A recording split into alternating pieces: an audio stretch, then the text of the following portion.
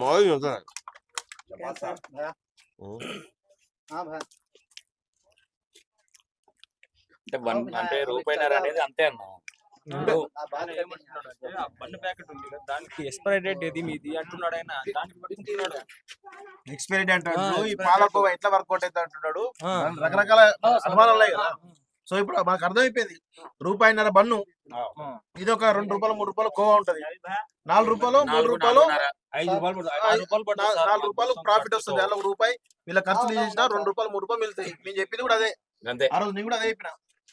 ఆ 10 రూపాయల బండ్లో ఆయనకు 2 రూపాయలు 3 రూపాయలు ప్రాఫిట్ వస్తుంది. వారం 10 రోజులు ఆయన అక్కడ ఉంటే కనీసం ఆయనకు 20,000 30,000 గిట్టుబాటు అవుతుంది. ఇటుకు వస్తే కొంత ఉంటది కదా అని మేము చెప్పినాం క్లియర్ గా. సో ఇప్పుడు మేము క్లియర్ గా లైవ్ లో ఇక్కడికి వెలుగోడు దగ్గరికి వచ్చి వాళ్ళ అదే జావేద్ దగ్గరికి వచ్చి కూడా మేము చెప్తున్న విషయం అదే. చాలా మంది కూడా 2 తెలుగు రాష్ట్రాల ప్రజలు 99% ప్రజలు వీళ్లకు మద్దతు ఇచ్చారు. ఒక 1% ప్రజలు మద్దతు నిలవలేదు. వాళ్ళ గురించే ఈ వీడియో చేయడానికి వచ్చినాం మేము ఇక్కడికి. నిజంగా చాలా బాధాకరం ఇది.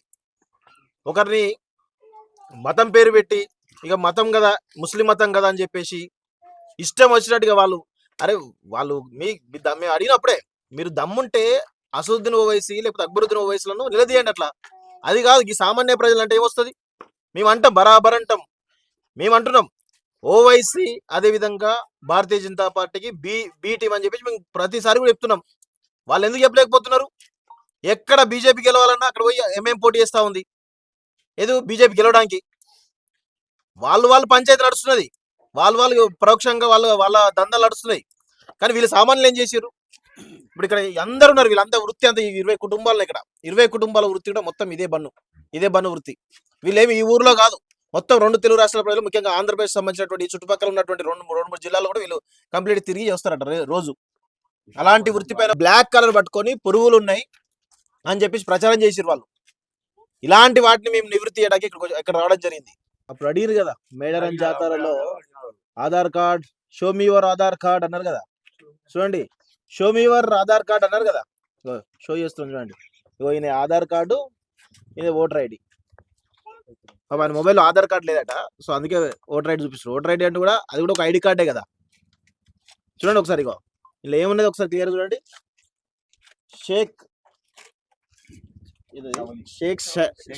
షేక్ షావలి. ఇది చూడండి ఒకసారి, కనబడుతుందానే? ప్రియా చౌదరి, బాలాజీ గౌడ్, మీకే చూపిస్తున్నాం. ఇగో ఓటర్ ఐడి. ఇప్పటికైనా వీళ్ళు భారతీయులు ఒప్పుకుంటారా లేకపోతే ఇంకా అదా? అది ఇంకోసారి పెడతాను. ఇగో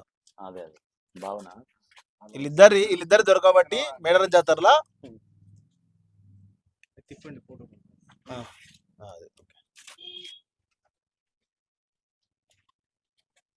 ఇది తెలంగాణ పని కాదండి. ఇది నిజంగా చెప్తున్నా. ఇది తెలంగాణలో పని కాదు. ఇది చేసింది మీ ఆంధ్ర వాళ్ళే. నేను చెప్తున్నా, నిజంగా చెప్తున్నా. ఎందుకంటే ప్రియా చౌదరి ఆ ఛానల్ ఓనర్ ఎవరైతే ప్రియా చౌదరి, ఆమె తెలంగాణ కాదు, తెలంగాణ ఆంధ్ర హైదరాబాద్ ఉంటది. భద్రానికి వచ్చింది హైదరాబాద్కి. మేమేం అనట్లే ఆమెను కూడా. కాకపోతే చెప్తున్నాం, ఆమె ఏమన్నారు, మిమ్మల్ని తెలంగాణకి ఇట్లా బతకడానికి ఇట్లా వచ్చారని చెప్పేసి అన్నారు కదా. సో తెలంగాణ వాళ్ళు అన్నది మా తెలంగాణ ప్రాంత భాషలు కాదన్నది. ఆ తేజస్వి మీడియా అనేది ప్రియా చౌదరి అని, ఆమె తూర్పుగోదావరి వెస్ట్ గోదావరి ఆంధ్ర సైడ్ వాళ్ళు అన్నారు తప్ప తెలంగాణ వాళ్ళు అనలే. అందుకే మేము ఇక్కడికి రావడం క్లారిటీ అయ్యడానికి వచ్చినాం. సో తెలంగాణ దేశం ఎంచుకోకండి. తెలంగాణ మంచోళ్ళు కాదన్నా. హలాల్లో హిందువులో ఉన్నటువంటి వాళ్ళు కూడా హలాల్ తినరు కొంతమంది. అసలు హలాల్ గురించి తెలుసా? సైంటిఫిక్ గా హలాల్ అనేది ఒక మేకను లేకపోతే ఒక కోడినో కోస్తే అది గొంతు సగం కోస్తే హలాల్ అంటారు. సగం కోస్తే ఏంటంటే అది ఒక కొట్టుకొని వస్తుంది కాబట్టి ఆ రక్తం అంతా బయటకు పోతుంది. జనరల్ గా ఒక మనిషిలో కానీ ఒక జీవిలో కానీ సర్వరోగాలు రక్తంలోనే ఉంటాయి. అది సైంటిఫిక్ గా ప్రూవ్ అయింది అది. సో ఇప్పుడు ఏంటంటే హలాల్ వాళ్ళు ఏంటంటే ఒక సైంటిఫిక్ గా చెప్తున్నాను నేను. వాళ్ళ మత ఖురాన్ ప్రకారం హలాల్ చేయాలనేది అది. కానీ హలాల్ చేయడం వల్ల ఏం జరుగుతుందంటే ఆ రక్తం ఏదైతే ఉందో ఆ రక్తం బయటికి పోతుంది. ఓన్లీ శరీరం మాత్రం ఉంటుంది కాబట్టి ఆ కోడినో మేకనో తింటారు. ఇది సైంటిఫిక్ రీజన్. దాన్ని ఖురాన్లో ఉంది. అది ఖురాన్లో ఉంది. ఎట్ ది సేమ్ టైం హిందువుల్లో కూడా చాలా కులాలు హలాల్ చేయండి తినరు. ఇది మేము చూసినాం. మా ఇంట్లో కూడా కొన్నిసార్లు హలాల్ చేయండి తినరు. కొన్నిసార్లు కట్ చేయాలంటారు పూర్తిగా. సో ఇది ఉంది, ఈ కల్చర్ అనేది అటు హిందువుల్లో ఉంది, ముస్లింలో ఉంది. సో కానీ దాన్ని ఇప్పుడు ఏందో కొత్తగా ఏంటంటే హలాల్ తీసుకొస్తున్నారు. హలాల్కి బన్నుకి ఏం సంబంధం? హలాల్కి బన్నుకి ఏం సంబంధం నాకు అర్థం కాదు. ఇప్పుడు ఈ బన్ను అంటే బన్నును కూడా హలాల్ చేయాలి, ఇట్లా హలాల్ చేస్తారు దీన్ని, కట్ చేస్తారు కదా ఇట్లా ఇట్లా కట్ చేస్తే అన్నట. కొత్తగా ఏమైతుందంటే హలాల్ అనగానే ఏదో ఉంచుతారని అంటారు. హలాల్ అంటే ఉంచుడు కాదు, అది హలాల్ అంటే ఉంచుడు కాదు, అది మెడను ఒక 75% కట్ చేస్తారు, అది హలాల్ అంటే. దానికి సైంటిఫిక్ రీజన్ కూడా చెప్పినా కదా క్లియర్ గా. సో ఇలాంటి పరిస్థితి దయచేసి ఎవరైతే విద్వేషాలు రెచ్చగొడుతున్నారో ఫస్ట్ మీరు తెలుసుకోండి, హలాల్ అంటే ఏంటిది, హరామ్ అంటే ఏంటిది, లేకపోతే కోవా బన్ ఏంటిది, కోవా బన్లు ఏం తయారు చేస్తున్నారు, వాళ్ళు క్లియర్ చెప్పారు, వాళ్ళు అబద్ధం ఆడలే కదా. కోవా బన్నులో కోవా ఎట్లా తయారు చేస్తారని చాలా స్పష్టంగా చెప్తున్నారు. బన్ను గురించి చాలా స్పష్టంగా చెప్తున్నారు కదా. ఇంకా మీకు కొత్తగా ఏముంటుంది నాకు అర్థం కాదు. సమ్మక్క జాతర దగ్గరికి వచ్చి ఈరోజు ఏదైనా సరే మన హిందూ ఆచారాల ప్రకారమే అనుకుందాం, ఒక దేవుని దగ్గర పోయినప్పుడు అది విషయమైన ప్రసాదం అవుతుంది ఉంది కదా, మన పురాణాలు ఉంది కదా. మరి అలాంటి పరిస్థితుల్లో సరే ఈ కల్తీ అయింది అనుకుందాం, మరి ఆ దేవత ప్రాంగణమే కదా, అంతా ప్రసాదం అయినట్టే కదా. సో ఇలాంటి పరిస్థితుల్లో తెలంగాణ రాష్ట్రంలో ఖచ్చితంగా ఇలాంటివి నడవవు. దయచేసి కొంతమంది వ్యక్తులు కావాల్సుకొని తెలంగాణలో ఒక మతం పేరిట డివైడ్ చేసి ప్రజల మధ్య విద్వేషాలు రెచ్చగొట్టే ప్రయత్నం కొంతకాలంగా జరుగుతుంది. దాన్ని వెలుగులోకి తీసుకురావడానికి ఎవరు చేస్తున్నారు ఏంది అనే వెలుగులోకి తీసుకురావడానికే మేము ఇప్పుడు ఇక్కడ దాకా రావడం జరిగింది. మేమంతా కూడా తెలుగులో కదా ఇట్లా చేయడం అంతా అన్యాయం, అది చాలా అన్యాయం.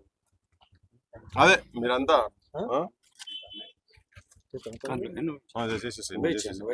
కావాల్సిందే.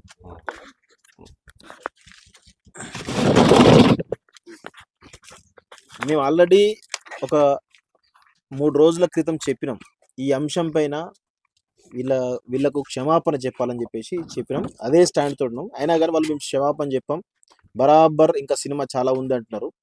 ఓకే, మీరు సినిమా స్టార్ట్ చేస్తే మేము ఎట్లా ఎండ్ చేయాలో మాకు తెలుసు. ఓకే, ఇంకొక విషయం కూడా చెప్తున్నాం క్లియర్గా. ఇప్పుడు వీళ్ళని చుట్టుముట్టిరు చాలా రకాలుగా, ఇప్పటికి కూడా ఇంకా వీళ్ళని చాలా రకాలుగా విమర్శిస్తున్నారు. వీళ్ళ వ్యాపారం పైన కూడా ఇంకా విమర్శలు వస్తూనే ఉన్నాయి. నేను ఒకటే అడుగుతున్నాను, ఎక్కడైతే కోవా బన్ అమ్ముతున్నారో అక్కడ వెళ్ళి ఫుడ్ ఇన్స్పెక్టర్ ఇన్స్పెక్ట్ చేయించండి. ఏమైనా ఇబ్బందులు ఉన్నప్పుడు వాళ్ళ పైన చర్యలు తీసుకోండి, క్రిమినల్ చర్యలు తీసుకోమని చెప్పేసి అంటున్నాం. వీళ్ళు కూడా రెడీగా ఉంటున్నారు, మాది టెస్ట్ చేయండి, మాది తప్పని తెలితే మమ్మల్ని జైలు పంపేయండి అని చెప్పేసి చాలా స్పష్టంగా చెప్తున్నారు. ఇంకొకటి, ఇది తెలంగాణలో ఇలాంటి ఘటన జరగడము మాకు బాధ అనిపించింది. ఎందుకంటే ఒక సమ్మక్క జాతరలో ఎక్కడో కర్నూలు నుంచి అక్కడికి వచ్చిండు, ఆయన ఎంతో కొంత సంపాదించుకొని పోవాలి అనుకున్నాడు. సో అది తెలంగాణకు అది ఒక మంచిది. ఆయన రేపు చెప్పుకుంటాడు, నేను తెలంగాణ సమ్మక్క జాతర పోయినా నాకు 25,000 వచ్చినాయి, నా కుటుంబాన్ని పోయించుకున్నా అని చెప్పుకుంటాడు ఆయన సంతోషంగా. కానీ ఈరోజు తెలంగాణకు పోయినందుకు నేను అవమానపడ్డా, నన్ను అవమానించారు, నా బిజినెస్ ను, నా పొట్టను, నా కుటుంబాన్ని రోడ్డున పాలు చేశానని చెప్పేసి ఒక మచ్చ తెలంగాణకు ఉండొద్దు అనేటువంటి ఒక కోణంతో మాత్రమే మేము ఇక్కడికి రావడం జరిగింది. సో చేసింది ఎవరాయా అని చాలా స్పష్టంగా ఇంతకుముందు చెప్తున్నాం, మళ్ళొక్కసారి కూడా నేను చెప్తున్నాను, చేసింది తేజస్వి మీడియా తెలంగాణ ప్రాంతానికి సంబంధించింది కాదు. ఆ ఛానల్ ఓనరు ప్రియా చౌదరి ఆంధ్రాకు సంబంధించినటువంటి వ్యక్తి. సో ఆమెకు తెలంగాణకు సంబంధం లేదు. ఎవరంటే నేను తెలంగాణ కోడల్లో, నేను తెలంగాణలో ఉంటున్నాను చెప్పుకుంటుంది, కానీ తెలంగాణ కాదు ఆమెది. సో ఆమె ఇలాంటి వ్యక్తులు కొంతమంది తెలంగాణలో ఇలా మతం పేరు చెప్పి మత విద్వేషాలు రెచ్చగొట్టే విధంగా కొన్ని ప్రయత్నాలు జరుగుతున్నాయి. వాళ్ళంతా కూడా కొందరు ఇదే ప్రాంతంలో ఉన్నారు, కొంత వేరే ప్రాంతాల వాళ్ళు కూడా ఉన్నారు. సో ప్రశాంతంగా గంగా జమున తెహజీబ్ అనేటువంటి ఒక కల్చర్ ఉన్నటువంటి తెలంగాణలో ఈరోజు మతం పేరిట చాలా దుర్మార్గాలు జరుగుతున్నాయి. మత ఉన్మాదత్వంతో కొంతమంది బిహేవ్ చేస్తున్నారు. అది హిందూలో కావచ్చు, క్రిస్టియన్స్లో కావచ్చు, లేకపోతే ముస్లిమ్స్లో కావచ్చు, ఎవరైనా సరే ఉన్మాదత్వంతో బిహేవ్ చేయడం మంచి పద్ధతి కాదు. ఇక్కడ పంచాయతీ అనేది ఈ పేద వలి అనే వ్యక్తి, జావేద్ అనే వ్యక్తి, వాళ్ళు బతుకు తెరువు కోసం వచ్చారు అంతే తప్ప తెలంగాణను దోచుకోవడానికో లేకపోతే తెలంగాణలో ఇంకేదో లక్షల సంపాదించడం రాలేదు. ఒక వారం రోజులు అక్కడికి వస్తే కనీసం నా 4 రోజుల పాటుగా నా కుటుంబంలో కొంచెం మంచిగా తినిపించచ్చు, లేకపోతే కుటుంబాన్ని కొంచెం పోషించవచ్చు అనే ఒక ఆశతో వచ్చారు. ఆశను నిజంగా మీరు చంపేసిరు. ఆ చిన్న చిన్న చిన్న ఆశను కూడా ఈరోజు మైకు పెట్టి ఎంత హరాజ్ చేసి ఆ ఆశను చంపిరు కదా. నిజంగా 2 తెలుగు రాష్ట్రాల ప్రజలు కూడా ఈ వలి అనేటువంటి వ్యక్తి వీడియో చూసి రెండు తెలుగు రాష్ట్రాల ప్రజలు ఉన్నటువంటి వాళ్ళందరూ కూడా దాదాపు 10 కోట్ల మంది ప్రజలు చెలించిపోయారు. ఇంకా కూడా అంత చెలించిపోయినప్పుడు కూడా ఇంకా మేము తప్పు చేయలేదు, మేము బరాబర్ చేసాం, ఇంకా చేస్తాం అనేటువంటి ఒక మాట్లాడుతున్నా. ఇది మంచి పద్ధతి కాదు, ఇది కరెక్ట్ పద్ధతి కాదు. ఇప్పటికైనా కానీ ఎవరైతే ఇలా చేశారో వాళ్ళందరూ కూడా మేము అసలు వదిలిపెట్టే ప్రసక్తి లేదు. తెలంగాణలో ఖచ్చితంగా పెట్టం వాళ్ళని. ఇది మాత్రం చాలా సీరియస్ చెప్తున్నాం. తెలంగాణ కోసం మా జీవితాల పరంగా పెట్టి కొట్లాడినాం. అలాంటిది మీరు లెక్క కాదు. ప్రియా చౌదరి గారు ఇప్పటికైనా మీరు మళ్ళా బుకాయించే ప్రయత్నం చేస్తున్నారు. ఈ యొక్క అంశాన్ని హలాల్ మీద తీసుకుపోయే ప్రయత్నం చేస్తున్నారు. హలాల్ మీద మీరు తీసుకుపోయారు అనుకోండి, అది మీకే నష్టం. ఎందుకంటే హలాల్ అనేది హిందువుల్లో ఉన్నటువంటి మెజారిటీ కులాలు కూడా హలాల్ లేకుండా తినేటువంటి సందర్భాలు ఉన్నాయి. ఇప్పటికీ మీరు ఓండి ఊర్లోకి పోతే తెలుస్తుంది, గ్రామాల్లో పోతే తెలుస్తుంది, గ్రామాల ప్రజలతో మాట్లాడి తెలుస్తుంది. ఇంకా కూడా ఇప్పుడు హలాల్ మీద తీసుకుపోయి ఆ తుప్పు కనుక్కుంటా ఇంకేదో అనుకుంటా చేసే ప్రయత్నం చేస్తున్నారు. అసలు హలాల్ గురించి తెలుసుకోండి, దాని చరిత్ర ఏంది, ఖురాన్లో ఏం చెప్పారు, సైంటిఫిక్ గా ఏం చెప్తా ఉంది, ఇవి తెలుసుకునే ప్రయత్నం చేయండి. ఫస్ట్ జ్ఞానం తెచ్చుకోండి, చదువుకుంటే ఈ విషయాలు తెలుస్తాయి. తెలియకపోతే ఎవరో కొంతమందిని అడిగి తెలుసుకోండి. ఏంటి హలాల్ అంటే మీనింగ్ ఏంది, హరామ్ అంటే మీనింగ్ ఏంది, తుప్పు కన్నా ఎక్కడ వేస్తారు ఏంటిది అని తెలుసుకుంటే మీకు కొంత జ్ఞానం వస్తుంది. ఎవడో ఏదో చెప్పాడని చెప్పేసి, ఎక్కడో వచ్చిన సంఘటన జరిగిందని చెప్పేసి ఆయనే మీరు 40 మంది చుట్టుముడితే ఆయనకు నీళ్ళు వచ్చినాయి కదా. నేను చెప్తున్నాను కదా, ఒకానొక మీడియా ఇంటర్వ్యూలో ప్రధాని నరేంద్ర మోడీకే ఒక జర్నలిస్ట్ ప్రశ్న అడిగితే చెమటలు వచ్చినాయి. ప్రధాని మోడీకే వచ్చినాయి చెమటలు. ఇప్పటికి కూడా ఒక వీడియో ఉంటే చూడండి ఒకసారి. నీళ్లు తాగిన సందర్భాలు ఉన్నాయి. ప్రధాని మోడీ నీళ్లు తాగిన సందర్భాలు ఉంటాయి. ఈయన మీడియా అంటే తెలుసా, చుట్టుపక్కల అది ఎక్కడో మారుమూల అటవీ ప్రాంతంలో ఇక్కడ నుంచి పోయిండు. అక్కడ కొంత అలజడి జరిగింది. ఆయన తన కుటుంబం నన్ను అరెస్ట్ చేస్తారేమో అని ఒక భయంతో, పోలీసులు తీసుకపోతే నా కుటుంబం ఏమైతే భయంతో ఆయన భయపడ్డాడు కదా. అంటే తప్పు చేయకపోతే భయం ఎందుకు వస్తానని అడుగుతున్నారు. ఎవరైనా సరే తప్పు చేసినా చేయకున్నా కొంత చుట్టుపక్కల జనాలు ఇష్టం వచ్చిన బిహేవ్ చేసినప్పుడు ఎవరికైనా భయం అవుతుంది. అది మానవ సహజం. కానీ ఇంత దారుణంగా వేధించడం మాత్రం కరెక్ట్ కాదు. ఇది తెలంగాణ సంస్కృతి కాదు. అది చెప్పడానికే మేము ఇక్కడికి వచ్చాం. ఇలా వేధించే వాళ్ళెవరు కూడా తెలంగాణ వాళ్ళు కాదు, ఇలా వేధించే వాళ్ళు ఎవరు కూడా హిందువులు కాదు. హిందుత్వం అంటేనే పరమత సహనం కోరుకుంటది, ధర్మాన్ని కోరుకుంటది, శాంతిని కోరుకుంటది. కానీ ఇలా ఒక విద్వేషాలు రెచ్చగొట్టాలి, అధర్మంతో ఉండాలి, లేదా అశాంతిని చెలరేగాలనేటువంటి ఉద్దేశం హిందుత్వంలో ఉండదు. ఎవరైతే వీళ్ళని అడ్డుకున్నారో వాళ్ళెవరు కూడా హిందుత్వవాదులు కాదు, తెలంగాణ వాదు అసలే కాదు. ఇది మాత్రం క్లారిటీ ఇవ్వడానికే ఇక్కడ రావడం జరిగింది. ఇప్పటికైనా మారండి, మారి వీళ్ళను ఆదుకోవాలి. మీరందరూ కూడా వీళ్ళని ఆదుకోవాలి, వీళ్ళకు క్షమాపణ కూడా చెప్పాలని చెప్పేసి ఈరోజు మేము ఇక్కడికి వచ్చి మరీ డిమాండ్ చేస్తున్నాం.